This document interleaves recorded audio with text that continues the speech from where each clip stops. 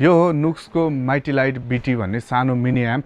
अब यसको feature function कुरा गऱ्यो भने हजुरहरू लोभिनुहुन्छ क्या यो एम्प देखेर।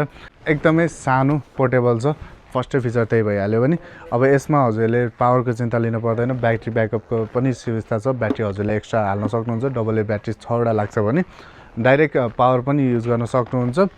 यसमा हजुरले सिङ्गल इनपुट पाउनुहुन्छ भने त्यसै गरी अक्स इनपुट पनि पाउनुहुन्छ र आउटपुटको लागि चाहिँ फोन भनेर हेडफोनमा युज गर्ने सिस्टम पनि दिएका छ भने यसमा हाम्रो 4वटा डायल दिएको छ। त्यसमा फर्स्टमा गेन, भोल्युम, टोन र रिभर्ब र डिले दिएको छ भने इफेक्टहरूमा। अर्को चाहिँ मेन भने यसको सफ्टवेयर हजुरले एन्ड्रोइड र एप्पल दुइटैको लागि सपोर्ट गर्ने एप आउँछ भने त्यसमा चाहिँ हजुरले यो ब्लुटुथ कनेक्ट गरेर प्रिसेटहरू यसमा एउटा दुईटा मात्र होइन 7वटा प्रिसेटहरू यसमा हजुरले बनाउन सक्नुहुन्छ। त्यो मजाले मोबाइलबाट हेरेर कन्ट्रोल गर्न सक्नुहुन्छ। म त्यसको एउटा सानो डिस्प्ले पनि राखिदिन्छु।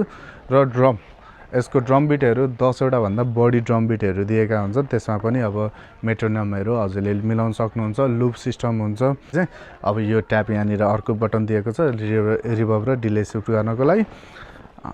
अनि अर्को मेन भने चाहिँ हजुरले यो युएसबी पाउनुहुन्छ जसले चाहिँ इन्टरफेसको काम गर्छ। हजुरले ल्यापटप या फिर कम्प्युटरतिर गीतहरू रेकर्डिङ गर्दै हुनुहुन्छ, मतलब गिटार रेकर्ड गर्दै हुनुहुन्छ भने यसले मजाले हजुरले इन्टरफेस जस्तै काम गर्न सक्नुहुन्छ भने।